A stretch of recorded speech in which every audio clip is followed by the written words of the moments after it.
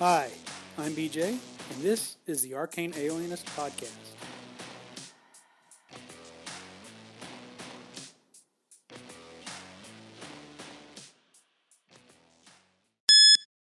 BJ, good to hear you back on the Arcane Alienist with your strange tale of your strange character from Borg and his small but vicious dog thing.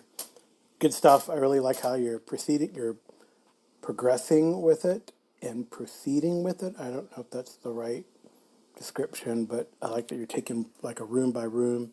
You go over the procedural and then you do like the narrative. I really enjoy that. So, yeah, and it makes me want to play some Borg. I don't know if I want to do the solo thing as much as maybe a duel or a couple characters or try to get my home group to do it. They've been teasing me that they would be willing to do it, but then they also liked Cyborg a lot and would not mind continuing that. Of course, there's Pirate Borg. And then they're like, oh, I heard this game called Mothership was really cool. So there you go. See what you started. A whole cascade of cool games to play. Keep up the good work. Talk to you soon, brother. Thank you very much, Carl. Everybody, that was Carl Rodriguez, my partner in crime of the Arcane. I'm the Arcane Alienist. Carl is a gemologist. You can find him on his YouTube channel and his Spotify podcast, The Gemologist Presents. You can also see me fairly frequently on the YouTube channel with some of the actual play videos that we do. So be sure and check that out. I'll put links in the show description. Well, how about Carl? How about we just start a Mörk board game, me and you, and maybe we can get some of our other compatriots to join in, so it's not just a solo play or just a a game master and single player, but get a group going, maybe just do a short game. Maybe kind of one scenario over one or two sessions, and just see how everybody likes it. But I'm glad that you're enjoying it, and I have not checked out Mothership. I need to really do that. I've heard a lot of great things about it. So I inspire you to look at Borg. You inspire me to look at Mothership. Anyway, thank you for the call. It's always good to hear your voice, and always good to get feedback on the show. So now let's get on to our regular segment.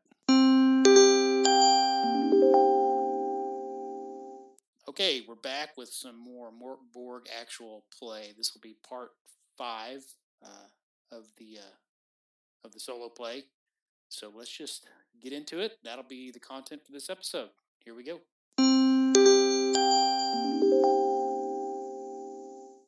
All right. Let's see what room lies beyond this one. Dungeon crawl move. So again, we're rolling against a 6. We've now uncovered 2 special rooms. So at 6 plus 2, or there'll be a plus 2 to the roll.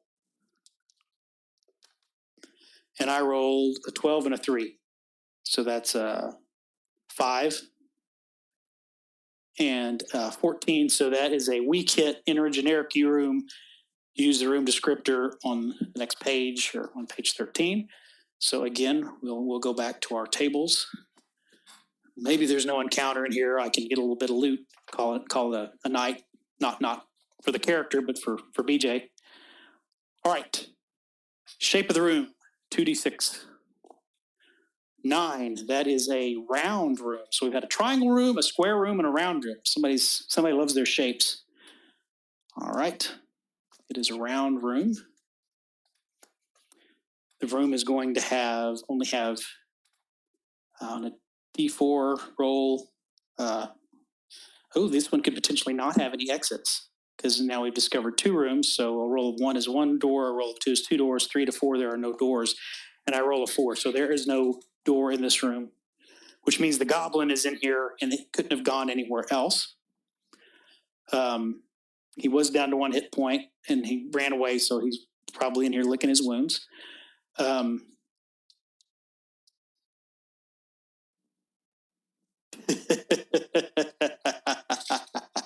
Okay, I got a nasty trick. But let's finish out the room first. So a round room with no exits. There's an injured goblin in here, we know.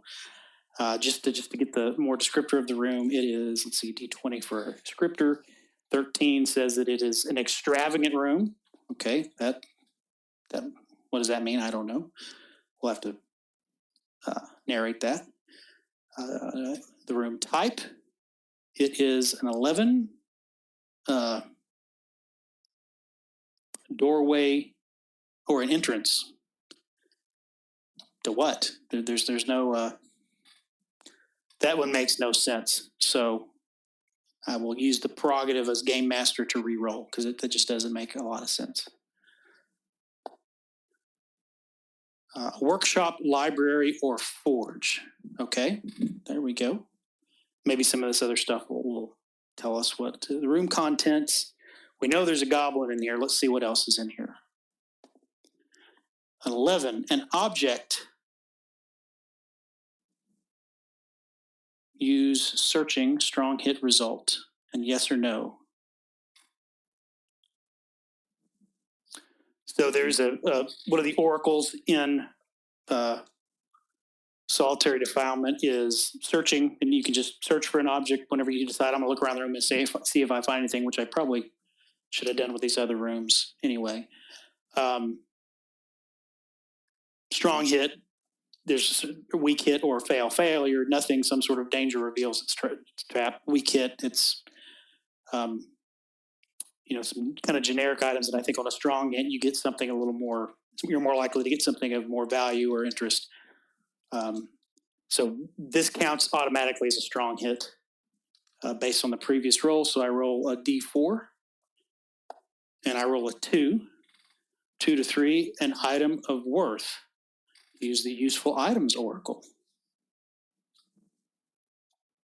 So this also said use the strong hit result and yes, no to determine whether it's trapped or guarded. Okay, so is it trapped or guarded? That's a yes, no. So that's a simple, odds are even or high or low. We're going to go high or low on this D6. So 1 to 3, it's trapped. 4 to 6, it is not. 4 to 6, it is not trapped or guarded by anything, except the goblin that ran in here. Okay, so what's the useful item oracle? It's a D6. 4, an unclean scroll. Okay, well, let's see what I got. That is a 10-sided die. Did I roll a D10 on the list? And I got a 10. Death. All creatures within 30 feet lose a total of 40 hit points. Okay, I haven't found it yet. That's going to be a lot of fun if I find it. So let me give me a second here. I'm going to pause the recording and jot down the stuff of this room here. So what is the goblin's reaction when I come in the door? We'll re-roll its react. We didn't last time. It was automatically hostile last time because I made a mistake. But let's see what happens. He maybe has some, either he's had the fight taken out of him or maybe he's extremely ticked off. 4, 5, 6. He is angry to see me, so I think we're going to have to roll initiative. A 6, which means I get to go first. Is that right? Violence. 1 to 3 enemies. 4 to 6. Yes, I go first.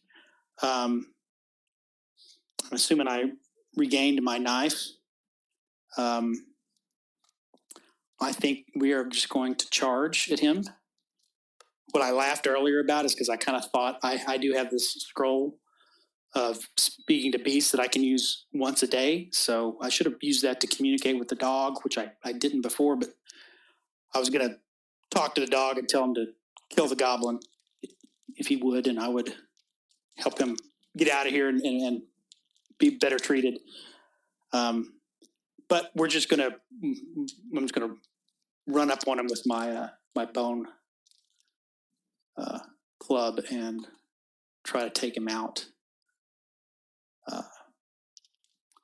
He's at a 14. My strength is 0, so I rolled a 1. Oh no! What happens with a critical failure? The weapon breaks or is lost. Well, it's easy enough to get a new femur.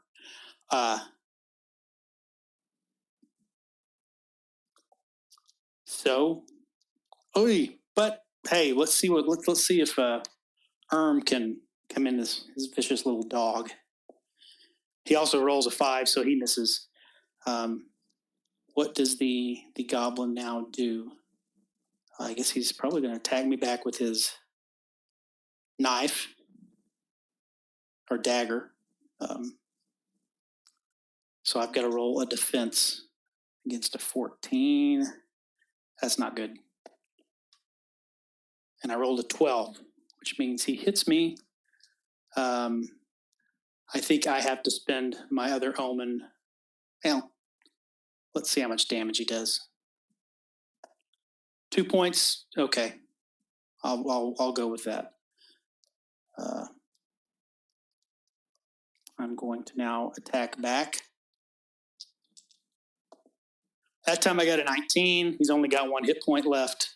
I whip out the knife from my belt, which I'm sure I picked up on my way out, and I stab him. Let's do well, he kills him anyway, so I was going to roll to see if the poison was still on the blade from earlier or if it had worn off, but oh, wait a minute. They have damage reduction for their armor. So I do I do need to roll my damage then to see what happens. I roll a 1, so he's going to negate that with his armor as a goblin, because a goblin has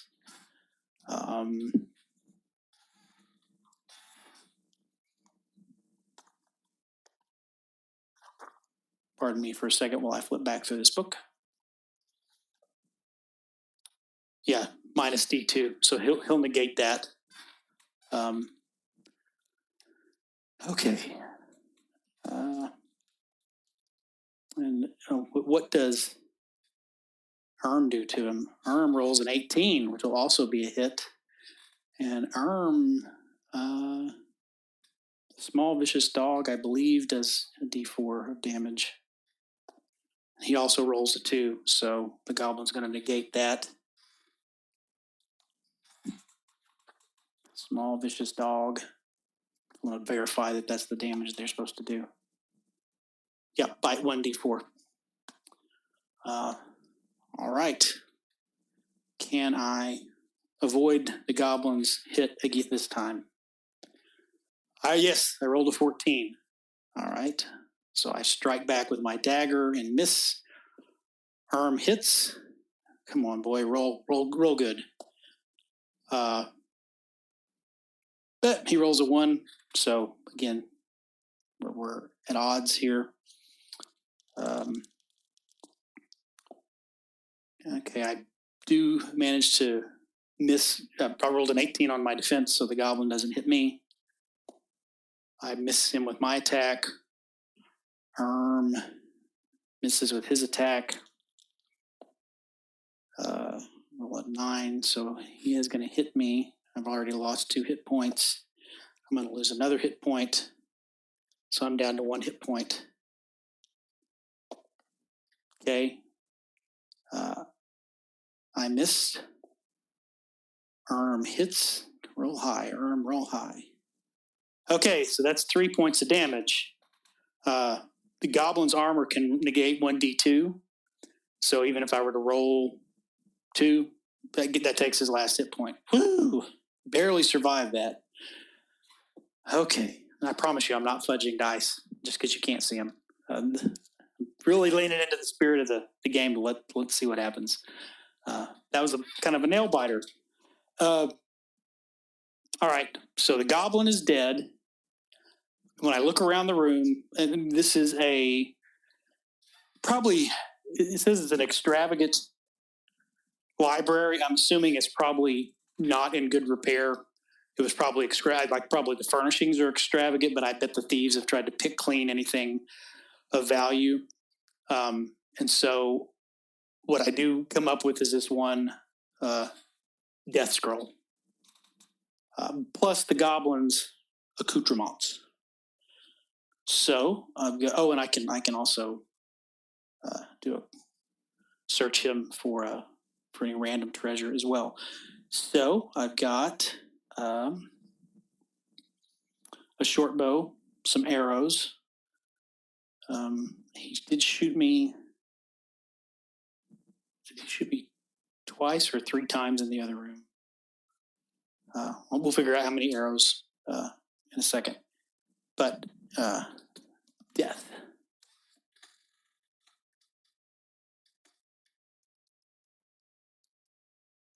And this is where I will use this bestial speech summon scroll that I don't get to keep if I don't use it for the day to talk to the mongrel dog.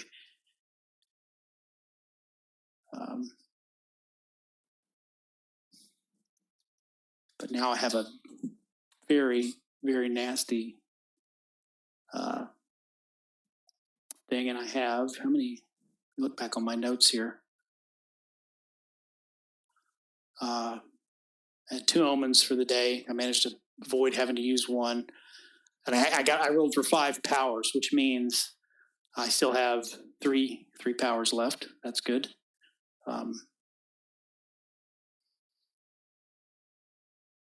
The real thing is this death. Does that mean that these dogs that are my allies, are they going to die within 30 feet if I successfully cast? It says all creatures, so maybe I need to say, hey, you stay back till I whistle, so you don't get killed. All right, so I've got my death scroll. I've got a bow and some arrows, another knife. I better make sure that, okay, yes, corpse plunder.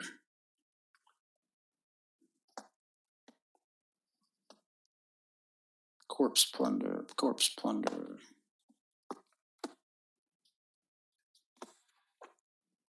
D66.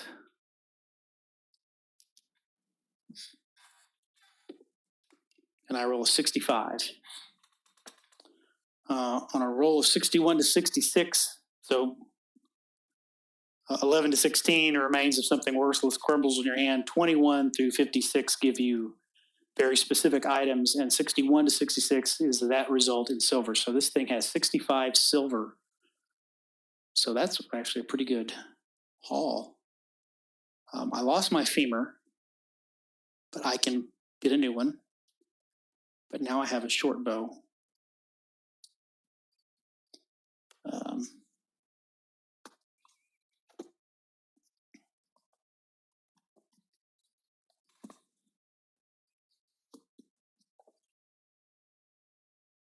Short bow does D4 damage.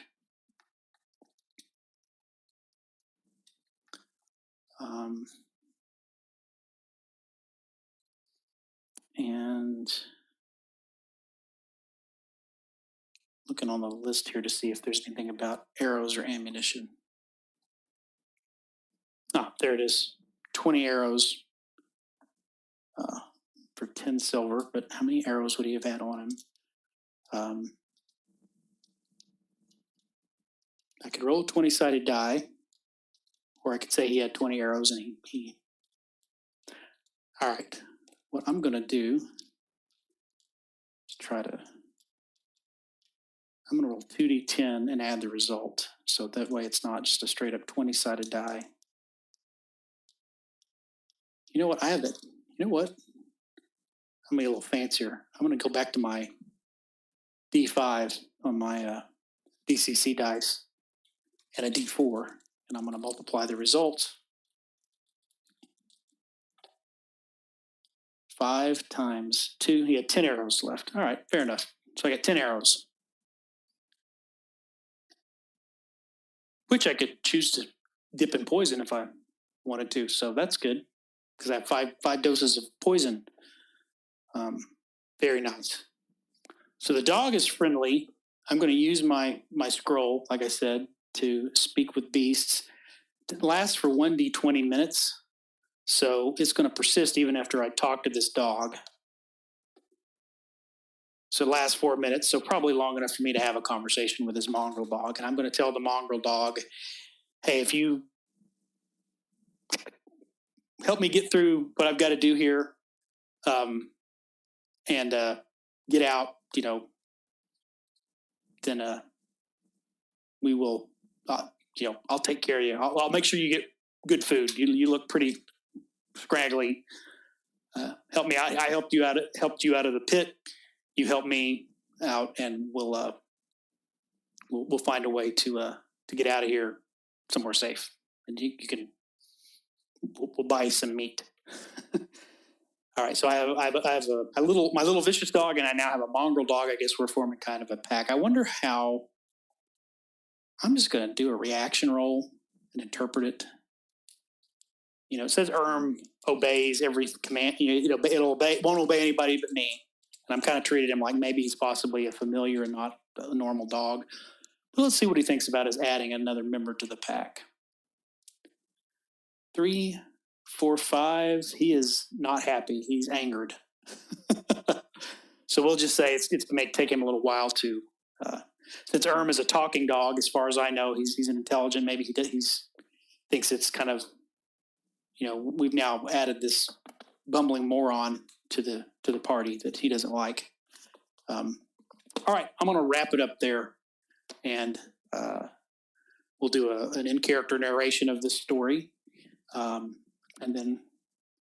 Well, that was a lot of work for 2 rooms, but hey, it's a lot of fun. So, we're more or less halfway through the dungeon, but I'm going to have to backtrack to the beginning of the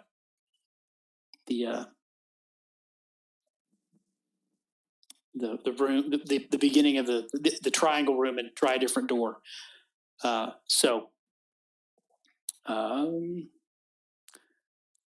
This is a library, fancy library. I bet there's probably a table or a shelf or something that I could drag and lay across that chasm and not have to go through what we just went through. So I'm going to do that. Let's see.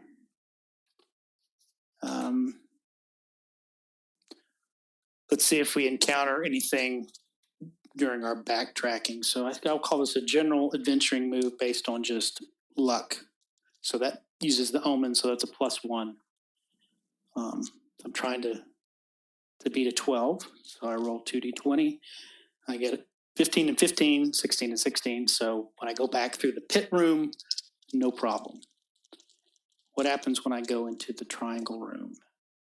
I got a 12 plus 1 is 13, and a 16 plus 1 for 17, so no problems backtracking. So now I'm going to pick either left or right. I think I'm just going to go to this door to the west here on this next thing, because I was going west and the other way, and we'll find out next time what is on the other side of that particular door. All right, cool.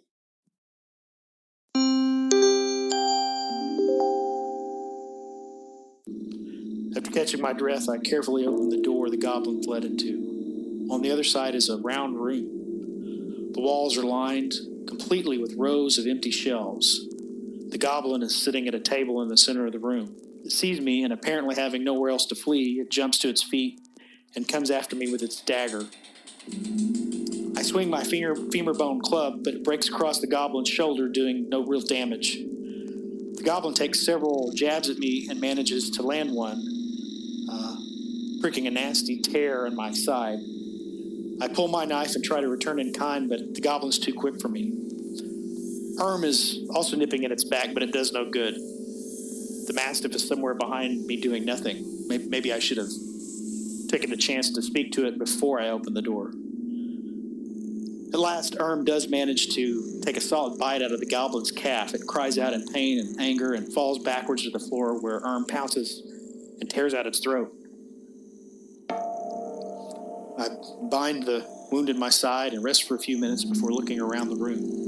This must have been a library at one point. The shelves and the table are very ornately carved, although now they're mostly ruined.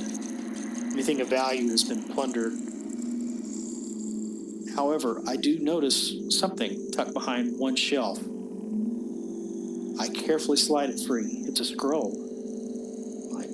Unfolded and gazing down at the runes and symbols, I'm struck with a flash of recognition. My eyes flutter, my neck twitches as I feel the presence of the other. I'm holding perhaps the most dangerous sorcerous power known, the unclean scroll of death. I don't know whether to be ecstatic or terrified. Scrolls, oh yes. I roll the death scroll up and tuck it in my belt and pull forth the scroll of bestial speech.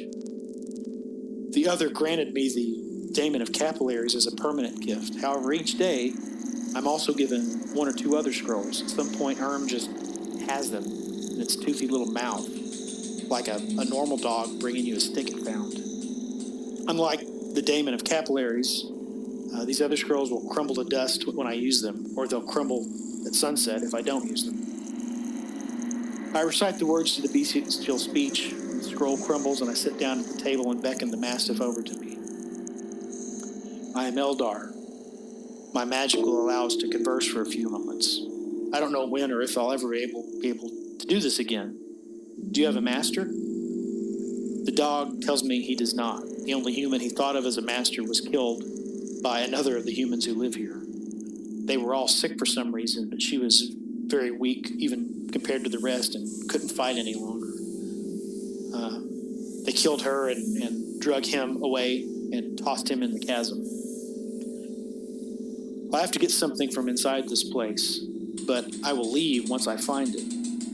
Will you accompany us while we search? If you guard me, I'll take you out of here and I'll feed you very well.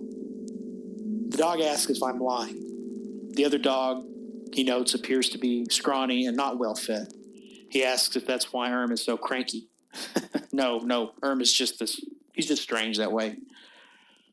Erm growls in disagreement and says something in human speech about no room in our company for a dim-witted dog. Luckily, the Mastiff doesn't speak the human speech and he doesn't understand. So he agrees to my terms. Do you have a name? The dog tells me that his master had called him Lurk. Okay, Lurk, let's get going. Take the goblin's dagger, its bow, and quiver. There are 10 arrows left. It also happens to have 65 silver coins in a small pouch. I'm able to carefully drag the table back to the other room, upend it, and then let it fall across the chasm to make a bridge.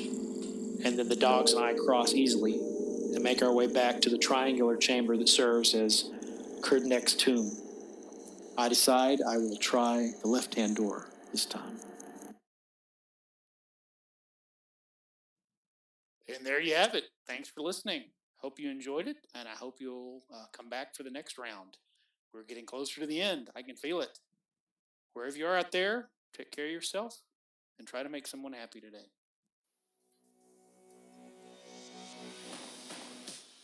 Thanks for listening to the Arcane Alienist podcast. The music you're hearing is Come and Get It by Scott Holmes Music. The cover art is by Dave Bone. Be sure to check out his stuff at ironseer.com. You can leave me a message. I have my SpeakPipe account linked to the show description. You can also send me an email at arcane.alienist@gmail.com. Just embed a voice memo, or I'll just read the text to your email during a future episode. Once again, thanks so much for listening.